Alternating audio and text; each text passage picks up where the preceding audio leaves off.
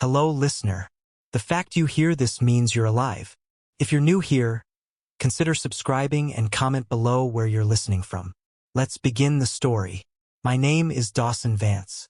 Long before the world went sideways, I earned my keep dropping pine in the high country above a town that barely made the map. Morning started way before the sun. Just the taste of bitter coffee and the rumble of a cold diesel engine idling in the driveway. The passenger seat was my office, cluttered with empty thermos cups and topo maps marked up with grease pencil. I always trusted the skid trails and dirt logging roads more than the paved highway. The dirt was honest. If a road was washed out or treacherous, it showed you. The highway just hid the ice until you hit it. Some contracts I ran with the skeleton crew. Others I worked a section of timber alone. Just me. A heavy saw on my shoulder and the sharp smell of sap mixed with two-stroke exhaust. It was a simple life, but it wasn't easy. Gravity doesn't negotiate. Chains hold or they snap. You learn fast that the forest doesn't give a damn if you are tired or distracted. You respect the wood or you get crushed. Think ahead or bleed. That was the law that governed my days back then. My version of home was a squat cabin tucked tight against the tree line. Close enough to hear the faint drone of semi-trucks down on the interstate when the wind shifted, but far enough that the city glow never washed out the stars. My porch was for sharpening tools and drying muddy boots. Inside was for sleeping and listening to the static on the shortwave radio. The economy went up and down. Bills piled up, but the trees kept growing. There was always another stand to think, another contract to sign. Back then, if you asked me about fear, I would have talked about a widowmaker branch snapping off 40 feet up or a saw kicking back at my face. I wouldn't have wasted breath talking about the ground itself. I never imagined the dirt I walked on would become the most dangerous place on earth. I certainly never guessed that the real threat wouldn't be the falling timber, but the dead things clawing their way across the forest floor. Most of my life happened out where the blacktop crumbled into gravel. The town below wasn't much, just a main drag with 2 stoplights that blinked yellow after 10 at night and a grocery store where the sales were still announced on neon cardboard taped to the window. I only rolled into town when I had to for diesel, freeze-dried coffee, and spare parts. Once the bed of the truck was loaded, I headed back to the timber line like the pavement was burning my tires. Sidewalks, strip malls, and polite conversation were for people who needed noise to feel alive. I preferred trees. Trees didn't talk unless the wind pushed them, and they never lied about their intentions. A normal week didn't start with an alarm clock. It started with the cold air hitting my face before the sun cleared the ridge. I'd check the weather report on the shortwave, looking for wind warnings or heavy snow, and then scroll through the job list the contract boss had texted the night before. Thin the scrub oak on the north slope. Clear that acre by the ravine. Drop anything marked with red paint because it's leaning too close to the county power lines. My morning loadout was a ritual. Bar oil 50-to-1 fuel mix, a roll of sharp chains, plastic wedges, and a lunch cooler that stopped being cold by 10 in the morning. I'd throw it all in the back of my beat-up Ford and roll out before the porch lights in the valley even flickered off. The crew I worked with was a skeleton operation that shifted like the seasons. You had a couple of old-timers, guys with backs stiff as boards and hands like leather. And then you had the seasonal hands who drifted in when they needed quick cash. Every few months we'd get a kid fresh out of high school who thought swinging a chainsaw looked cool, or at least easier than flipping burgers. The forest usually cured them of that notion inside a week. The vibration of the saw numbs your hands. The slopes burn your calves. And the fear sets in when a tree doesn't fall where you planned. The ones who didn't quit learn the lessons the hard way. Same as I did. Look up before you step. Never turn your back on a tree you just cut.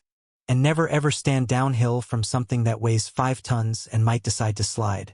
We weren't doing anything heroic out there. We were just the first dirty link in a supply chain that turned living pines into pallets, 2x4 framing and fence posts. Once we hauled the timber to the mill, our loads vanished into massive piles that all looked the same. I didn't spend much time thinking about where those boards ended up. Maybe a suburban deck, maybe a bookshelf in the store where I bought my beans. The work paid enough to keep the truck running, the tires fresh, and the heating oil tank full. It wasn't a life that left room for grand ambitions or 5-year plans.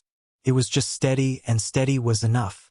My cabin sat a few miles up a washboard dirt road that hooked off the highway and disappeared into the first serious line of pines. The yard was just a clearing of mud, pine needles, and packed dirt. I kept a heavy splitting block near the tree line, a stack of seasoned rounds under a blue tarp, and a path worn deep between the porch steps and the wood pile. Inside, the place was simple. One big room with a small bathroom squeezed into the corner. A cot, a sturdy table, a wood stove that rattled when it drafted, and racks of gear covering the walls. It didn't look like much to an outsider, but every item in there, from the cast iron skillet to the spare axe handle, had earned its space. Nights up there were quiet in a way that city people would probably call empty or spooky. To me, it felt clean. No sirens wailing, no bass thumping from a bar down the street, just the wind hissing through the pine needles and the occasional groan of a Jake brake on a semi-truck miles away on the highway.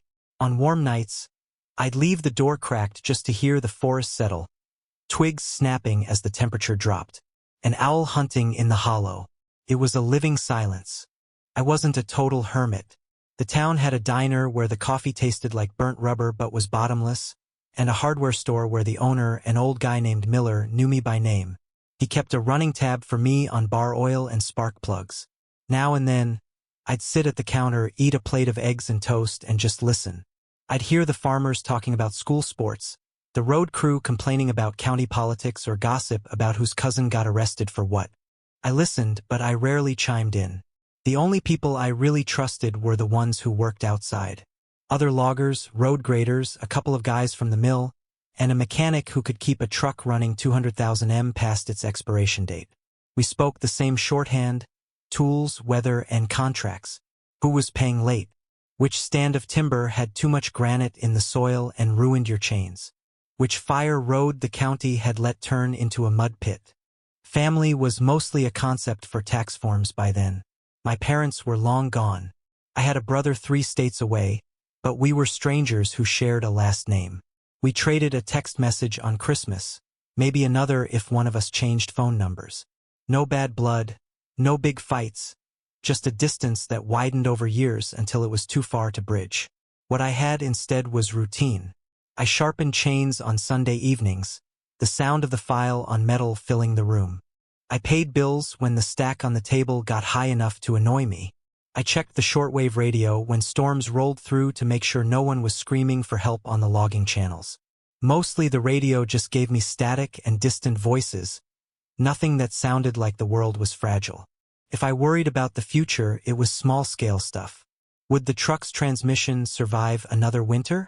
Would this season be too wet to work? Would the logging company renew our contract or find a crew that would work cheaper? These were problems you could fix by working an extra Saturday or turning the thermostat down. I didn't worry about the big disasters I saw on the news. Riots in the cities, wars in countries I couldn't spell, hurricanes flattening the coast. That was a different world. Out here, the worst thing I could imagine was a widowmaker branch falling on my head or a spark starting a fire in the wrong wind. I thought I knew what danger looked like. I was wrong. The first hint that the world was going sour didn't come from the woods, and it didn't come from a scream. It drifted in over the AM radio in my truck, sandwiched between a country song and an ad for car insurance. I was rolling into town for supplies when the host read a filler piece about a fast-acting fever breaking out in a metropolitan area 300 m south. The details were vague.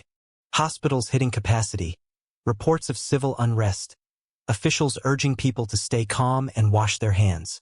By the time I finished pumping $80 of diesel and grabbing a black coffee, the station was back to traffic updates and weather. It felt distant, a city problem. A few days later, the story clawed its way back into the headlines. Only this time, the numbers had zeros added to them. There was talk of quarantine zones and travel bans. At the diner where I stopped for breakfast, the mood was more annoyed than scared. The regulars, farmers, truckers, retired mill workers listened just long enough to blame the politicians or the media for blowing things out of proportion. They called it mass hysteria, complained about the price of ammo, and went back to arguing about hunting season. Out here, the sky was a sharp, clear blue. The pines stood tall and indifferent, and nobody I knew was coughing. It was easy, dangerously easy to believe we were insulated, but if you paid attention, the cracks were starting to show. Small things at first. One Tuesday afternoon, the line at the pharmacy spilled out the door and wrapped around the building. The local grocery store, a place that rarely changed, suddenly had handwritten limits taped to the glass. 2 cases of water per family, 1 bag of rice, no bulk orders. Shelves that had held dust for years were stripped bare by evening. The timber company sent out a corporate email full of legal jargon about hygiene and social distancing, but they didn't shut down the yard. The contract still had deadlines, and winter was coming. As long as the skidders started and the saws ran, the higher-ups called it business as usual. The first time I saw the sickness with my own eyes, I was sitting at a red light on the edge of town, idling with a heavy trailer of rounds behind me. The intersection ahead was a mess of flashing lights. 2 county cruisers and an ambulance had boxed in a sedan blocking the lanes. A man in a shredded plaid shirt stood in the middle of the asphalt, surrounded by 3 officers. He wasn't standing right. He rocked on his heels, drifting toward them like a drunk who couldn't find his center of gravity. One officer, a deputy I recognized, held her hand out, shouting commands. Another had a taser raised. The man didn't seem to hear them. He just let out a low, wet sound and lunged. The taser popped. I heard the crack even over my engine, and the man dropped like a sack of cement. But before the officers could move in, he convulsed and forced himself back up, snapping at the air, unaffected by the voltage. Took all 3 of them to tackle him. Even strapped to the stretcher, he thrashed with such animal violence that one of his work boots flew off and landed in the middle of the intersection. The local news that night blamed a bad batch of meth, but I had seen meth heads fight. They felt pain. That man on the asphalt hadn't felt a thing. After that, the town started to close its eyes. More handwritten signs appeared on glass doors. Closed until further notice. Drive-through only. Mask required. Fear moved in. A young guy on my crew, a kid named Miller, told us his girlfriend's sister was a nurse in the city. He said the ERs were war zones, that patients were coming in with bite marks and erratic pulses trying to tear the throats out of the staff. The foreman shut him down fast, told him to quit spreading ghost stories and get back to limbing trees. Out in the timber, the work didn't change. Saws still screamed, wood chips flew, and gravity still worked.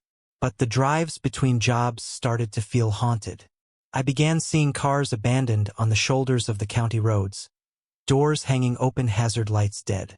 A yellow school bus sat nose down in a ditch, empty. A state trooper's cruiser was parked crooked across a logging entrance.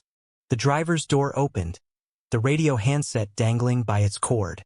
The silence in those gaps bothered me more than any siren. Nights at the cabin changed too. I stopped watching TV and started living on the shortwave radio. The regular weather bands were calm as ever, reading out barometric pressure and wind speeds in that robotic voice. But higher up the dial, the chaos was loud. Truckers screaming about roadblocks. Military channels using codes I didn't know. Voices stepping over each other in a panic. Some talked about quarantine breakers. Others whispered about contact lost with entire cities. One calm, terrifying voice listed counties under strict shelter-in-place orders. Another, sounding like he was holding back tears, warned about people who didn't stay down after being shot. For a week, it felt like we might just ride it out. The worst of it seemed trapped in the population centers along the interstates. We were rural, isolated, the last on every government list. People hunkered down. The church parking lot stayed empty on Sundays. The diner went dark. The lumber mill cut back to a single shift. The forest was still the forest, so I kept working. It was the only thing I knew how to do that made sense. Then came the afternoon that changed the math forever. I was driving home alone on a gravel logging road about an hour before sunset. The light was cutting through the trees in long gold shafts. The road ran straight past an old abandoned gravel pit before dipping toward the highway. As I crested the hill near the pit, I saw a compact sedan nose first in the drainage ditch, rear wheels in the air, driver's door wide open. A man was running down the center of the road ahead of me. He wasn't jogging. He was fleeing. His arms pumped and he stumbled every few yards like his legs were totally spent.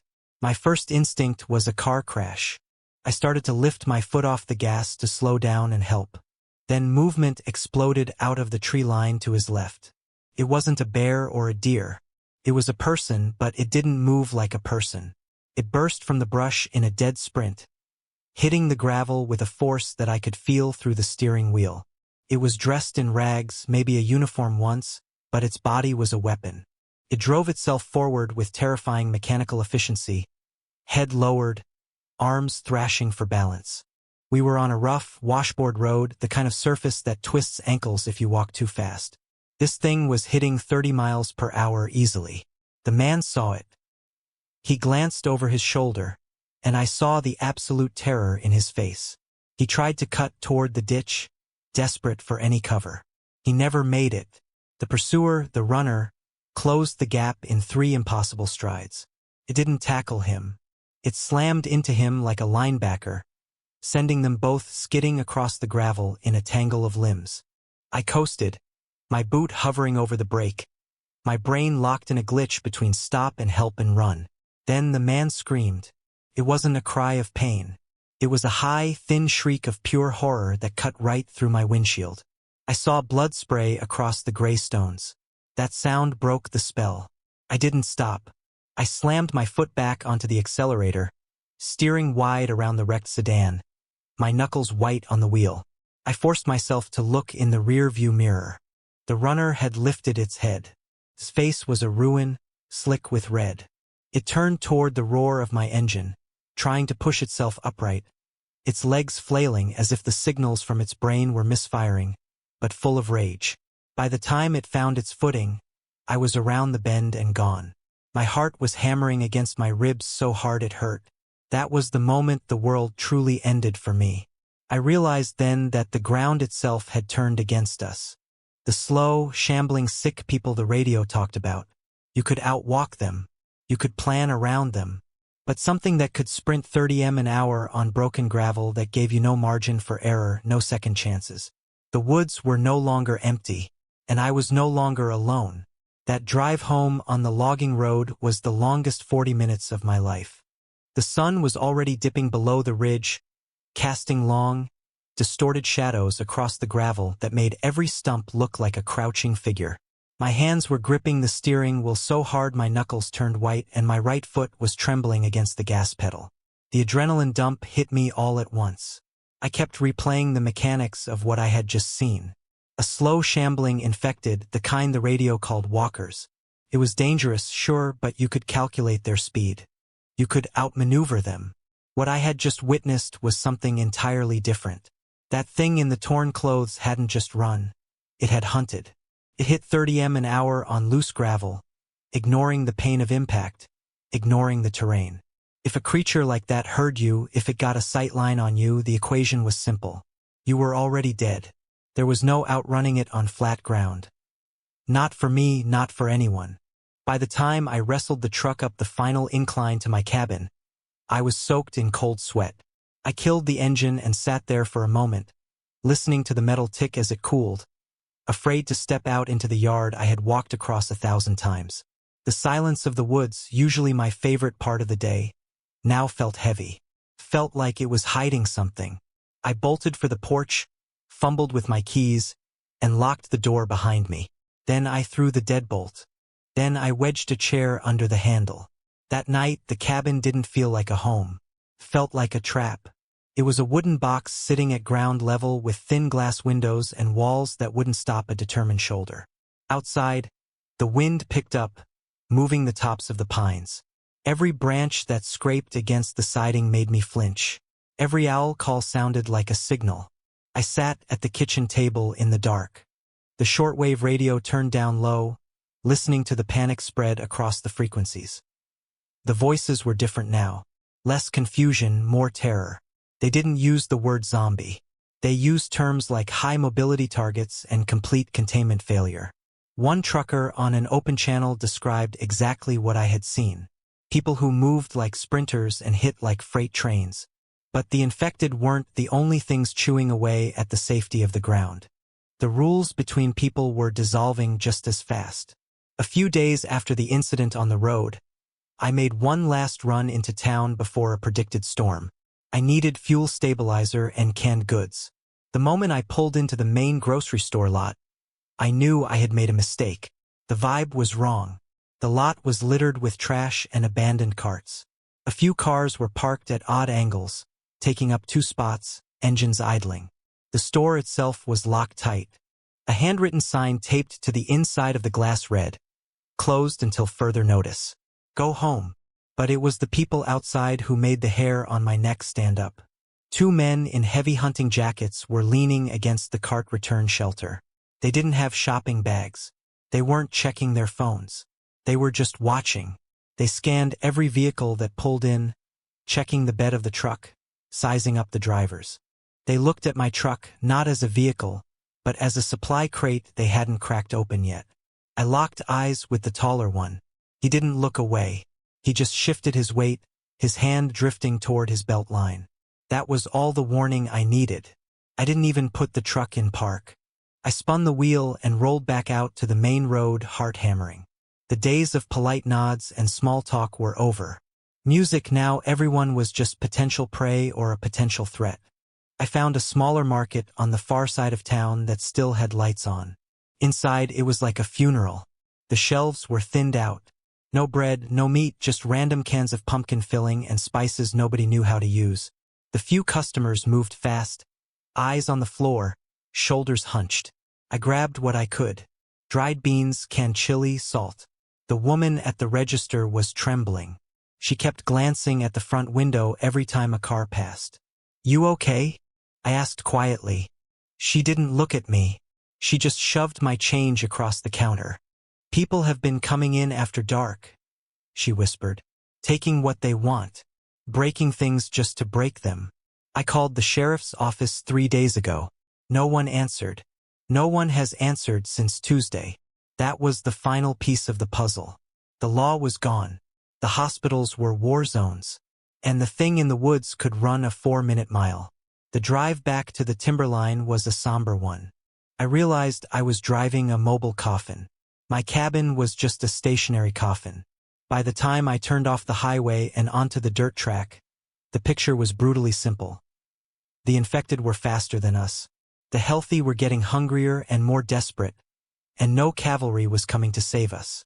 That night, I pulled a yellow legal pad toward me and uncapped a marker. I needed to solve this like a job site problem. I drew a line down the middle. Threats on one side, assets on the other.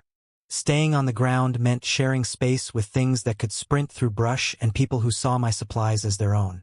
I could board up the windows, maybe reinforce the door, but that just turned the cabin into a prison. Eventually, I'd have to sleep. Eventually, I'd have to go outside for water. I looked at the assets column. I had tools. I had lumber. I knew how to frame, how to rig, and how to account for weight. And most importantly, I had the trees. The runners were fast, but they were bound to the earth. They ran on dirt and asphalt. They didn't have wings. Gravity was the only wall they couldn't break through. If I wanted a life where I didn't have to sleep with one eye open, I had to get off the killing floor. I had to go vertical. I looked out the window at the dark shapes of the massive pines surrounding my clearing. They weren't just timber anymore. They were pylons. They were a foundation. I sketched a rough circle around a trunk on the paper. It wasn't a dream of a childhood treehouse. It was a tactical necessity. If the ground belonged to the dead and the desperate, then I would build my own ground in the sky. Getting off the ground wasn't born from some childhood fantasy about living like the Swiss Family Robinson. Music, it was a cold calculation born on a legal pad at my kitchen table. The ground was compromised. The dirt now belonged to things that didn't tire, didn't feel pain, and could sprint until their tendons snapped. But the pines still held the high ground. I've spent my life reading wood grain and calculating load limits. I knew that if the fast ones were biological machines designed for horizontal speed, then my only chance at sleep, real sleep, was verticality. The next morning, instead of firing up the truck and heading to a job site that probably didn't exist anymore, I walked the timber behind my cabin. The forest there rolled down toward a creek in waves of trunks and needles, a landscape I had ignored for years because it wasn't harvestable timber. Now I was looking at it with fresh eyes. I wasn't looking for board feet or pulp value. I was looking for a fortress. I needed a specific kind of anchor, a wolf tree, one of those dominant pines that had outcompeted everything around it. It had to be old growth or close to it. Second growth timber is too straight, too narrow, and packed too tight. It sways like a whip in a gale. I needed girth. I needed a trunk that would act as a pillar, not a reed. I walked deep, boots crunching too loudly on the frozen crust of old needles. Every snap of a twig made me pause and scan the brush. I was relearning how to walk in my own woods, placing my feet on the sides of roots, avoiding the dry pockets of leaves. Silence was the new currency out here. 40 minutes from the back porch, I found her. A massive white pine standing on a small rise that overlooked the hollow.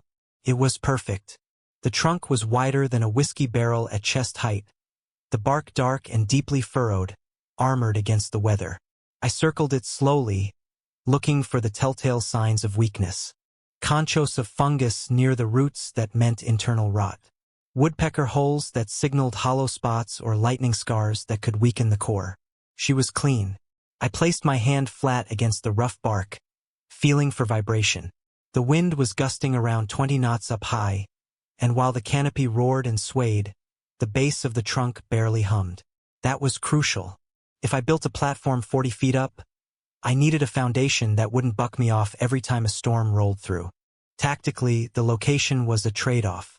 It was close enough to my old cabin, my supply depot, that I could drag materials over on a sled without dying of exhaustion. But it was far enough and screened by enough dense undergrowth that you couldn't see it from the road or the house. From the nearest clearing, this giant pine just blended into the green wall of the forest, camouflaged by density. With my palm still on the resin-sticky bark, the blueprints started drawing themselves in my head. I wouldn't just nail a few boards between branches. That's how kids build forts. And that's how forts collapse. I needed to build a friction collar, a platform that clamped around the trunk rather than drilling 1,000 holes into the living wood. Drilling kills the tree. Clamping lets it grow. I mapped out the logistics of the approach. I couldn't just trample a highway from my shed to the tree. That would be a neon sign for anyone tracking me. There was an old deer trail that ran parallel to the creek. I decided to use that for the main haul, then cut a hard, sharp angle up the slope to the tree, stepping on rocks and roots to minimize footprints. I'd have to be disciplined. One careless trip could leave a mud trail right to my front door. Back at the cabin, I started the inventory. I dragged everything I had out of the shed and onto the driveway. It was a scavenger's pile, but to me it looked like gold. A stack of rough-cut 2x6 left over from a barn job.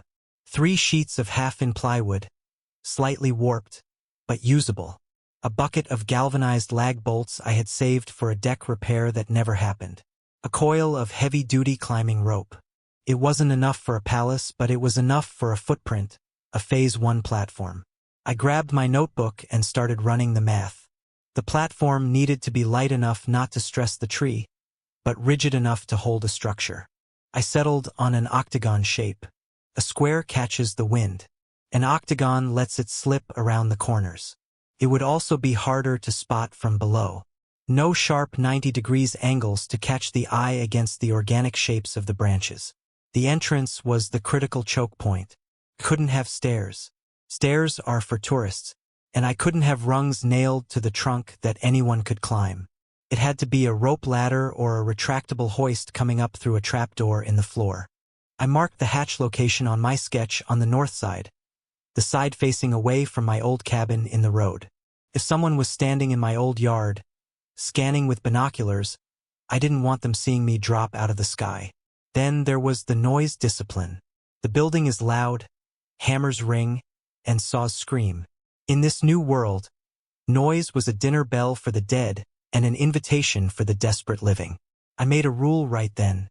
No gas-powered tools at the tree, no chainsaws, no generators. I would do all my cutting and drilling in the garage of the old cabin, prefabricating the parts like a kit. Then I'd haul them to the site and assemble them with wrenches and a muffled hammer. It would take 3 times as long, but speed didn't matter if you were dead. I sat there for a long time staring at the sketch. A single tree on a rise, a clamped ring of treated lumber, a small insulated box perched in the canopy. It wasn't much. It offered no running water, no electricity, no guarantee of survival. But it offered something the ground couldn't. A buffer. 30 feet of empty air between my throat and the things that wanted to tear it out. I looked at the list of materials again. I was short on sightings. I needed more screws. I'd have to raid the abandoned buildings in town or scavenge from my own fences. But the skeleton was there. The math worked. Wood, steel, and gravity. It was a simple equation. And for the first time since I saw that thing on the road, I felt a tiny spark of control. I wasn't just running anymore. I was digging in, or rather climbing up, moving lumber into the deep woods without announcing my position to every living and dead thing in the county meant I had to be methodical. I couldn't just drive the truck up to the treeline. I had to be a ghost. I cut the boards to length in the garage of my old cabin, pre-drilling every bolt hole to save noise later. Then I stacked them on a heavy-duty plastic sled, the kind usually used for hauling an elk quarter out of a ravine. I dragged the loads into the pines at first light, the runners sliding silently over the carpet of needles and roots. I was paranoid about leaving a trail. A straight line through the undergrowth is unnatural. Nature doesn't do straight lines. So with each trip, I shifted my route, zigzagging through the brush so I wouldn't beat down a permanent path. My pack was heavy with the hardware.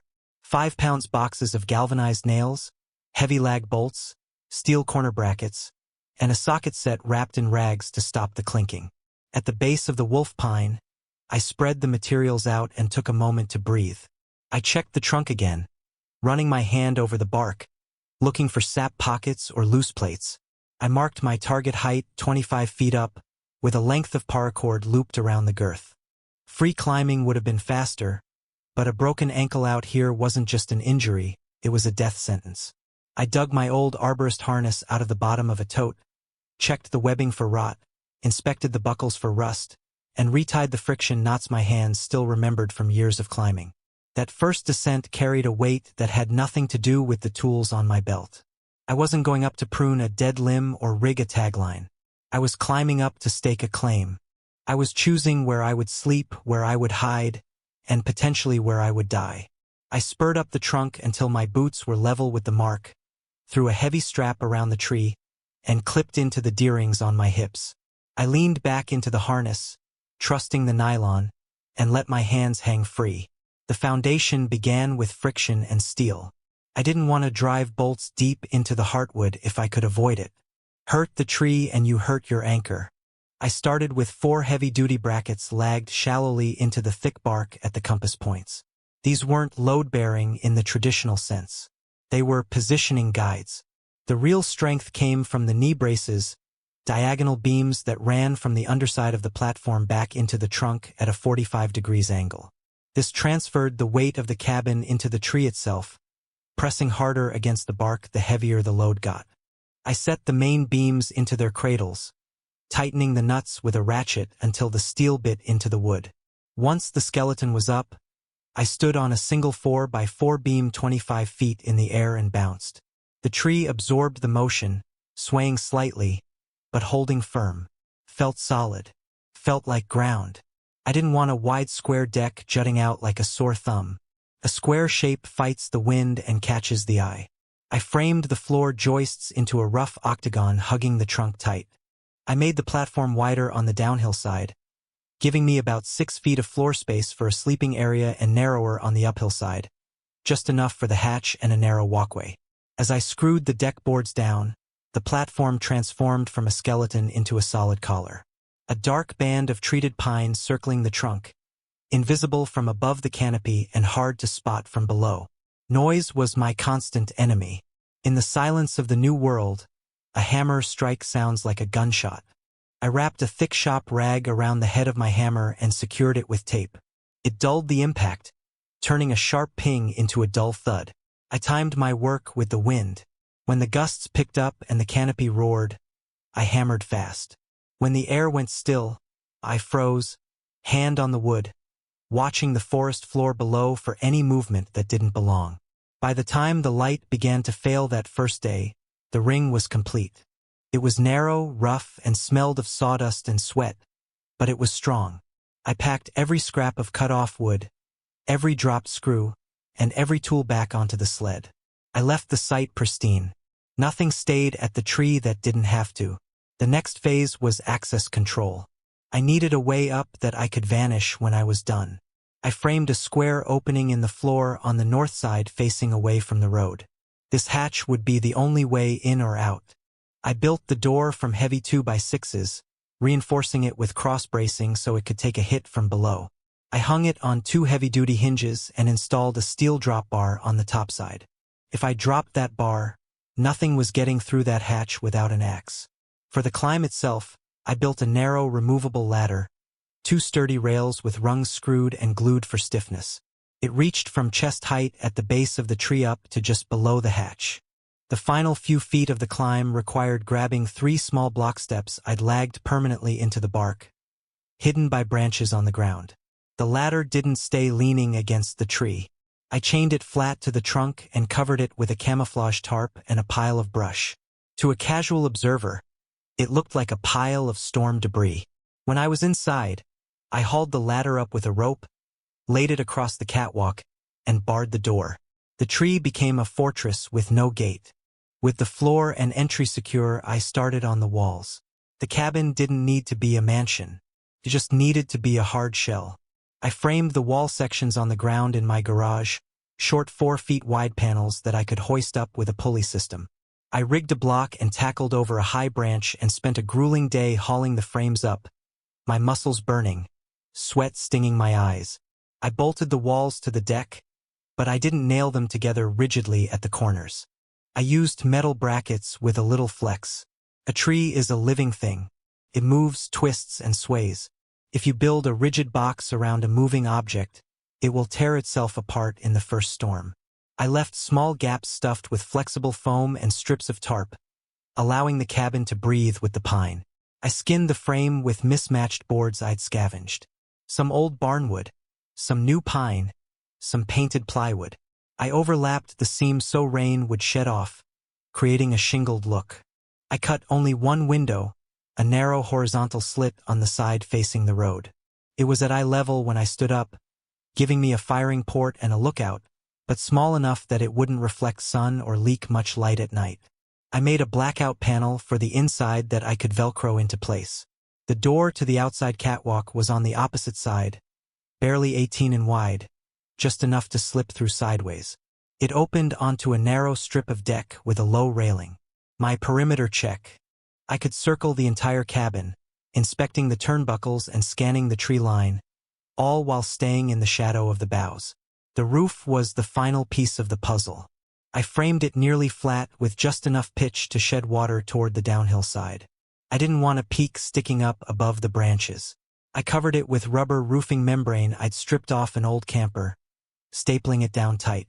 From the catwalk, the cabin looked like a dark organic lump wrapped around the trunk, more like a massive burl than a man-made structure.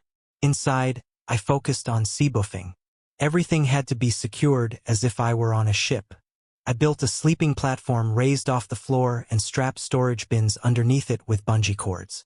I screwed hooks into the wall near the hatch for my bailout bag, a flashlight, knife, and spare ammo. If I had to open that hatch in a panic, I wanted my hand to find the essentials blindly. When the last screw was driven, I stood in the center of the tiny room. The wind picked up outside, and I felt the floor shift beneath my boots, a slow, gentle roll as the pine swayed. It wasn't the dead solid of concrete. It was alive. I looked around at the rough walls, the sealed hatch, the narrow slice of the world visible through the slit window. It wasn't perfect. It was cold, cramped, and smelled of raw wood, but it was 25 feet in the air, and for the first time in weeks I wasn't just waiting to die. I was waiting on my own terms. Water was the first logistical headache once the cabin stood. Elevation kept me out of reach, but it didn't fill a cup.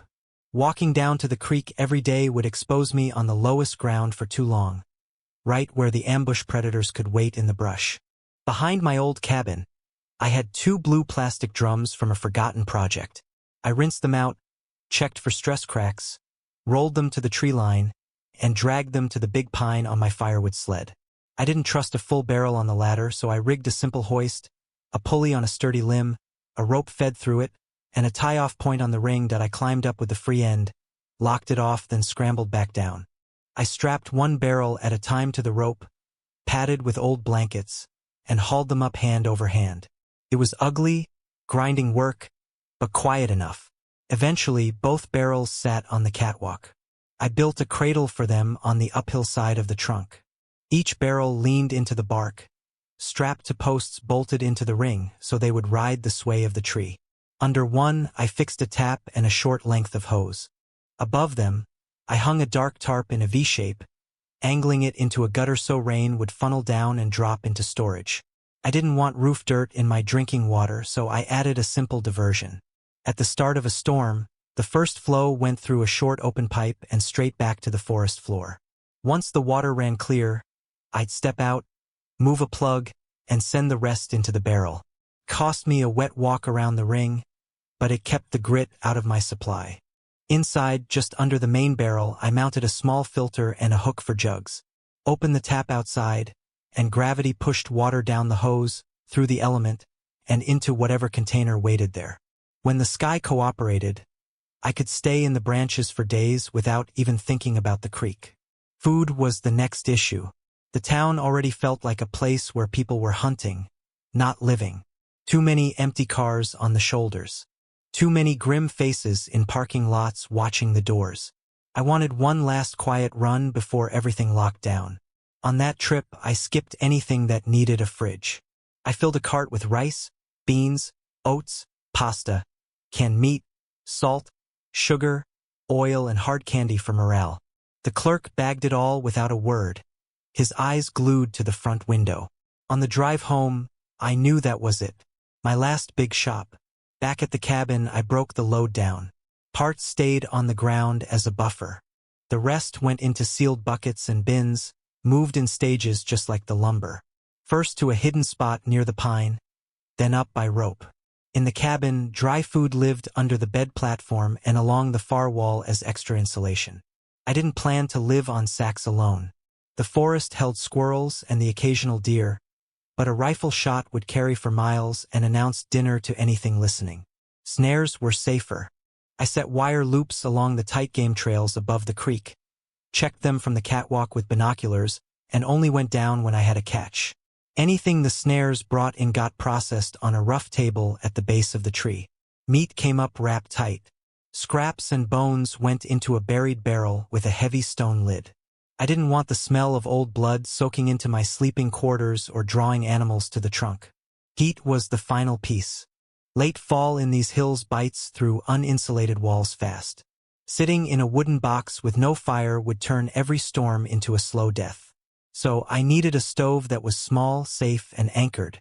In my shed, I had an old steel box stove from a hunting camper. Up in the cabin, I set it on tile and scrap steel screwed through the floor into a beam, adding a low rail to keep a sleeping foot away from the hot metal. For the chimney, I ran the pipe straight up, then bent it toward a gap in the branches, where it passed through the roof. I cut a wide hole and packed it with mineral wool and a metal collar, so the wood never saw direct heat. Above the roof line, the pipe stayed low and dull, capped simply. The first fire was the test. I lit a small load of dry splits, kept the damper half closed, and watched every joint. The stove warmed, the pipe ticked, and no smoke leaked. Slowly, frost lifted off the inside of the window. My hands finally stopped aching. Water from above. Food stacked and snared. Heat from a quiet box bolted in the corner. None of it fixed the world below. But each piece removed one more reason to stand on the same ground as the things that now owned it. The less I needed from down there, the more the boards around that pine felt like a real answer. For a while, the tree felt like a solution that hadn't been stress-tested. My days settled into a tight, paranoid orbit. Check the water levels, inspect the lashings, scan the road with binoculars, listen to the forest breathe. The slow ones, the shamblers, drifted through the lower pines occasionally. They were easy to spot from 25 foot up. They moved in loose, crooked lines, dragging their feet through the duff, pivoting toward any sharp sound like moths to a flame, then losing interest just as fast when the silence returned. Elevation was their kryptonite. None of them ever thought to tilt their heads back far enough to see the strange dark burl wrapped around the trunk above them. But the fast ones were the reason I had built this nest, and they were the ones that haunted my sleep. You don't hear them coming the way you hear the dead ones. There's no dragging footfalls, no wet, gurgling moans. They arrive in bursts of violence. One evening, I was sitting on the floor with my back against the rough bark, cleaning a chainsaw chain by the light of a storm lantern. Suddenly, a series of heavy rhythmic thumps traveled up through the roots and vibrated the floorboards beneath me. It didn't sound like footsteps. It sounded like someone hitting the earth with a sledgehammer at a dead sprint. I set the oily rag down, killed the lantern flame, and sat in the sudden dark, letting my pupils dilate. Outside the forest was a wash of thin gray moonlight. At first, nothing moved. The trunk stood like iron bars, and the creek was just a black ribbon between them. Then a shape cut across the gap. It moved with a terrifying jerky speed, sprinting hard, then stopping on a dime. It snapped its head toward a sound I hadn't even heard. It stood there, chest heaving, arms hanging loose and heavy. It wasn't hiding. It wasn't resting. It was vibrating with energy, just waiting for an excuse to explode into motion again. Bit by bit, it drifted toward the base of my pine. From its eye level, there was nothing to see but bark and scrub brush. But the ground told a different story, a story I had been too careless to erase.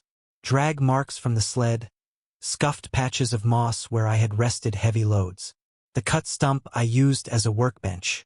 All of it marked this specific patch of woods as different. The runner slowed down. It began to walk in tight, agitated circles inside that perimeter of signs, as if some dull predatory instinct could feel the pattern, but couldn't quite solve the puzzle. Then a distant snap from the direction of the creek pulled its attention sideways. This was a trigger strong enough to override its confusion. Without any wind-up, it turned and launched itself downhill, legs pumping in that same mechanical ugly rhythm I had seen on the road. Branches whipped against its face and shoulders as it threaded the needle between the trunks. The noise faded, leaving only the wind. I stayed at the window for a long time after it was gone, counting the thumping beats in my own chest until they slowed to something resembling a human rhythm. The next morning, I spent hours erasing myself from the equation. The stump got chopped down to the dirt and covered with moss. The bigger wood scraps went into a burlap sack to be burned later. I used a fallen pine branch as a rake, dragging needles over the sled grooves and kicking fresh breaks into the brush in random directions so no single path led to me. From then on, every trip from the cabin took a different winding route. The sled stayed hidden near the house, and when I did use it, I wiped its tracks on the way back down like I was sweeping a crime scene. The dead weren't the only problem. The living were starting to prowl. A few days later, a dark SUV pulled off the road, sitting half on the shoulder. Two men got out. One leaned against the open driver's door with an AR platform rifle hanging from a tactical sling. The barrel was pointed down, but his hand was resting on the pistol grip, finger near the trigger guard. The other man walked a loose, arrogant loop along the ditch in the tree line, hands in his pockets, head up and swiveling. They didn't call out hello or knock on invisible doors. They just looked. From the way they moved, efficient, silent. This wasn't a Sunday drive. It was a grid search. The one without the rifle spoke low, his voice carrying in the cold air. He said there was nothing easy up here, that the cabins down in the hollow probably held better pickings. The gunman answered that they should still mark this hill on the map. He said anything this far off the main road might matter once the easy targets were picked clean. They debated fuel and daylight for a moment, then climbed back in and rolled away. They left slowly, not defeated, just uninterested for the moment. Then the snow came, a thin, dry dusting that coated the forest floor like powdered sugar without burying the contours of the land. It muffled the small sounds of the woods, but made every footstep sign its name in high contrast. One morning, I woke to the cabin walls popping in the freezing air. Outside, the world was a clean white sheet. From my roadside window, I spotted a new line cut away from the main track, heading straight toward my old ground cabin. I moved to the catwalk, keeping the massive trunk between me and the intruder, peeking through a narrow aperture in the branches. After a minute, a single figure came into view. Heavy winter coat, hood pulled up, rifle slung over a shoulder. They walked with deliberate, careful steps, not crashing through the brush like a panicked refugee, but not rushing either. When they reached the spot where the faint depression of my old sled track still marked the slope under the snow, they stopped cold. The stranger crouched. They brushed the snow away with a gloved hand, tracing the old scar in the frozen mud for a few inches. Their heads turned slightly up toward the hill. Not enough to prove they saw the treehouse, but enough to tell me they felt the anomaly. They knew something had been dragged here. I held my breath, my hand tightening on the rail, every instinct screaming at me to do something, while my logic screamed at me to freeze. The step toward me never came.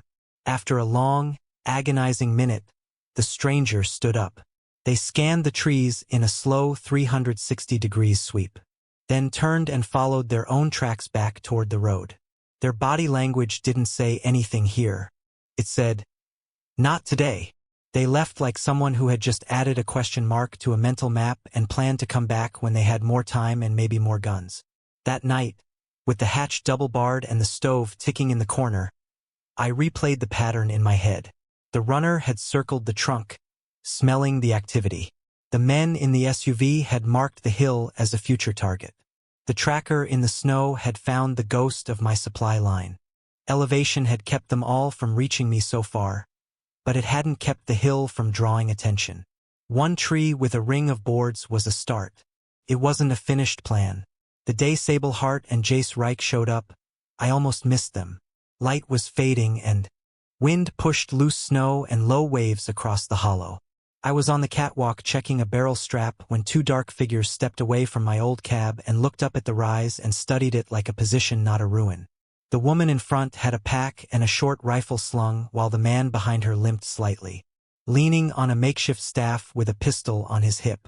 They did not move like wanderers. They walked the slope in a loose zigzag, stopping now and then to watch the trees and the road. When they reached the faint line where my sled had once cut the hill, the woman followed it with her eyes, not her boots, then signaled the man and they moved on.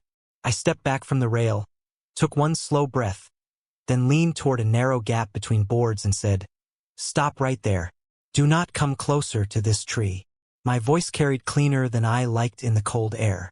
They both flinched, turned toward the sound, and the woman raised both hands away from her rifle while the man shifted his weight, but kept his hands clear of his belt. She called back, "All right? I had a feeling someone was up there. We will stay where we are. Just talk to us before you decide we are a problem." I kept the trunk between us and checked the road and the creek line before I spoke again and said, "What are your names? And how long since you were bitten or covered in anyone else's blood?" She answered without taking her hands down, "Sable Hart. And this is Jace Reich. No bite, no scratch. And the last blood that was not ours washed off 3 days ago. If we thought we were turning, we would not walk toward a single tree with one door and no easy exit. That would be bad math for all of us." I let that sit while I checked the forest again. No third figure stepped out of cover. No fresh tracks crossed theirs. I asked, "Anyone else with you?" Jace answered this time, his voice rougher than hers, saying, "Not anymore. We left the highway at 5. One got sick and went bad before morning. The two started taking more than their share and did not stop when we argued. They are all behind us now." I asked, "How did you find this hill?" Sable shifted her weight, boots sliding a little on the slope, and said, "Smoke once from your old chimney, then nothing. The house is too neat to be empty, and the road has more eyes on it every day. High ground with a quiet cabin usually means someone who knows how to stay out of sight." We came closer, slow to see if we were right. Every extra person meant more food, more noise, more ways for plants to fail. But it also meant more hands when something had to be done on the ground, and more eyes to watch the world while I slept alone. One bad fall on the ladder or one mistake with a saw would end the story. With 2 other people, there was at least a chance somebody could pull you back. I told them, if I let you near this tree, you follow rules. No fire on the ground, no shouting, no surprise guests. If something feels wrong, you say it early. You work. Nobody lives off the others. Jace nodded and said, that sounds fair. And Sable added, if you wanted servants, you would have stayed quiet and watched us freeze. We are not here for that. I told them, set the weapons on the ground, stock down, barrels pointing away from the trunk. Then step back 5 paces, and keep your hands up. They nodded, unslung the rifle, and unbuckled the belt with the pistol, and did exactly that, slow and clear. When they were where I wanted them, I said, all right, wait there. I pulled back from the gap, dropped to the hatch, and climbed down to the lower rung so I could see them better through the branches. Up close, they looked thinner than their coats suggested. Jay's leg looked stiff, and Sable had lines at the corners of her eyes that had nothing to do with age. They kept their hands visible and their gaze steady. Sable said quietly when she saw my face, you are real. That is more than we expected today. I watched their expressions, their hands, the way their eyes tracked movement. Nothing in their faces had the flat drag I had seen in the infected. No twitch toward the sound of my pulse. No glassy stare past me. Just 2 tired people who still checked their angles. I said, you come up now, one at a time, touch nothing but the rungs. They climbed with care, Jace hauling himself up with more arm strength than leg. At the hatch, I backed away and let them pull themselves into the cabin. They sat with their backs to the wall, hands open on their knees, eyes moving over the room in a quick, steady sweep. Bed, stove, barrels, hatch bar, the narrow door to the catwalk. Sable took it all in, then let out a long breath and said, you built a whole life up here, or at least the frame for one. I answered, for now it has worked for one person. We will find out if it can carry 3 through storms and long nights ahead. Adjusting to life with 3 people in a box designed for one wasn't smooth. It was a friction fit. Sable and Jay settled into the tree the way a crew takes over a job site they didn't build but have to keep running. The first few days were defined by a tight, careful silence. I showed them how the hatch mechanism worked, where the food buckets were stacked, how the water moved from the tarp to the barrel to the filter, and exactly how the stove liked to be fed to keep smoke down. They listened, asked short, sharp questions, and didn't touch a single valve or latch twice without knowing exactly what it did. Sable had been a field medic before the world broke. Not a doctor, but the person in the back of the rig keeping pulses going until the hospital. She looked at the treehouse like a patient. She wanted to know where the trauma points were, where the infection of the outside world might get in, and what system would fail first if we got sloppy. Jace was different. He was a mechanic by trade, and despite his bad knee, he had hands that understood leverage and torque. He spent the first day just watching how the cabin flexed in the wind, nodding when he saw the sliding brackets I'd used on the walls. Within a week, we had hammered out a routine that kept us from stepping on each other. Each morning, Sable and I walked the ring in opposite directions, checking the ratchet straps, the water levels, and inspecting the bark for new stress cracks. Jace, whose leg made the narrow catwalk difficult, took over the interior. He managed the stove, rationed the food, and kept the gear organized with a military precision that saved us precious square footage. Food and fuel runs are moved by strict plan, not by mood. If Sable went down to check the snares or I went to split wood, Jay stayed in the sniper nest at the window with the rifle and the binoculars.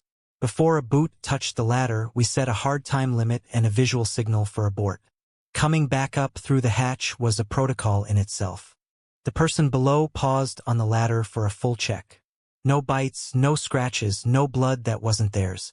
What felt awkward and paranoid on the first day turned into a habit that took 30 seconds and bought us peace of mind. Nights changed the most. Alone, I had slept in jagged fragments, waking at every snapped twig. With 2 other people breathing in the room, the dark didn't feel as vast. We split the sleep into 3 shifts. Someone was always awake, sitting by the stove or the window, listening for the wind to change or for the rhythm of footsteps that didn't belong to an animal. Sable took the late watch. She said she liked the sound of the forest after midnight. Jace took the dawn shift, claiming his knee hurt less when the sun was coming up. It didn't take long before our focus shifted from just watching the road to watching the other trees. The big pine we lived in was a fortress, but every fresh mark on the bark and every new set of tracks in the snow reminded us how fragile a single anchor point was. If a fire crawled up this hill or a storm snapped the main trunk, everything we had built would be gone in a heartbeat. The first step toward expanding our world was small. There was another pine a short distance down slope, not a wolf tree like ours, but sound and straight. From the catwalk, we could see a sturdy fork in its branches that sat almost level with our floor. One afternoon, when the sky was clear and the woods had been silent for 24 hours, we decided to bridge the gap. I carried a coil of climbing rope out to the catwalk and tied one end around our trunk using a bowline knot backed up with a safety. Sable watched the ground with the rifle while I threw a weighted throw line until it finally looped over a branch on the second tree. Jace, leaning out the window, guided me in tension. We tightened the line and tied it off. From a distance, it looked like nothing more than a stray vine caught between the trees. Up close, it was a lifeline. We didn't cross it right away. For 3 days, we just watched how the two trees moved in the wind. Some days the tops drifted together. Other days they pulled apart, snapping the rope taut. We learned which gusts made the gap dangerous and which ones left it stable. After a week of observation, we rigged a second, higher rope for a handhold, clipped in with our harnesses, and I tested the span. Walking that line for the first time felt like turning a page. The cabin stopped being just a hiding spot and became a hub. On the far tree, we built a simple perch. Just a flat platform big enough for 2 people to stand on with a strap around the trunk and a single rail. It was a lookout, a secondary firing position, and a backup plan if we ever had to abandon the main cabin fast. By the time deep winter settled into the hills, our mentality had shifted. We weren't just holding on anymore. We were reaching out. We still moved quietly and we still treated every trip to the forest floor like a tactical risk, but our conversations kept circling the same point. 1 tree was better than the ground. 2 trees tied together were better than 1. If we could bridge the gap once, we could do it again. We started marking other trunks along the ridge, mapping out a network in the sky. The storm that finally tested our engineering came late in the season. Freezing rain built up for 2 days, coating the forest in an inch of heavy glass until every branch in the hollow sagged under the weight. From the catwalk, we watched limbs on neighboring oaks snap like gunshots, hitting the frozen ground hard enough to make our floor joists jump. By the 3rd night, the wind was pushing in long, violent waves. Our pine didn't just sway, it groaned. It leaned deep into the gusts and swung back in slow, terrifying arcs. Nothing snapped, but every creak in the woods screamed the same warning. This was 1 trunk holding 3 lives, and if it failed, we were riding it all the way down. We cinched down every loose piece of gear and sat on the floor to ride it out. Sable stayed by the hatch, her hand resting on the locking bar. I sat near the stove watching the pipe. Jace hugged his bad knee against his chest by the window, staring into the dark. We didn't argue about space anymore. We just listened to the wind trying to tear our world apart. Past midnight, a new sound cut through the gale. Boots crunching on frozen dirt and metal scraping over ice. 3 figures with headlamps struggled up the track toward my old ground cabin, dragging a heavy sled. One carried a red fuel canister. They breached the house fast, smashing what little remained inside, shouting to be heard over the wind about how long it had been empty. When they emerged, the man with the can yelled that they should light a beacon. "Flush them out," he screamed. "See who comes to save the house." He walked toward our rise and splashed gasoline on the brush and the trunks, including the base of our pine. In his beam, the wet bark flashed black. We froze. Height means nothing if fire climbs the ladder. But before he could thumb his lighter, the forest answered his noise. 3 runners drawn by the breaking glass and shouting burst from the creek line. They hit the raiders like a landslide. Headlamps swung wildly in the dark. 1 man dropped in the first impact. Another fired blind shots that flashed in the night before he vanished under a shape that moved in bursts instead of steps. The one with the fuel tried to scramble up the slope, but a runner cut the angle and drove him into the snow. The lighter bounced away, unlit. The gasoline at our roots stayed cold. We lay flat and listened while the runners finished what they had started. When nothing on the hill moved anymore, they drifted away between the trunks with that wrong jerky speed that never looked human. Dawn broke thin and gray. The view from the catwalk was grim. A scorched porch. 3 still shapes half buried in the drift and dark stains where the fuel had spilled and frozen. The bark at the base of our pine was stained but solid. One storm and one loud idea on the ground had come within seconds of clearing us out of the sky. We didn't say much that morning. We walked the ring, checked each brace for stress, and ended up looking toward the second tree and the rope line connecting the crowns. That view wrote the next chapter.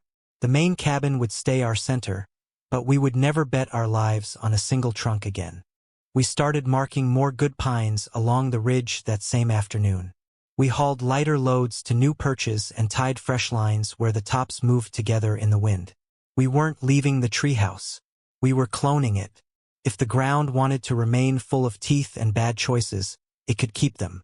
Our job from then on was simple. Build higher than the trouble. Keep our noise smaller than the storms. And add one more safe place in the branches for each season we survived.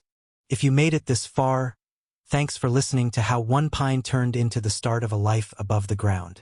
If you enjoyed the story, please like, subscribe, and comment where you're listening from. See you in the next.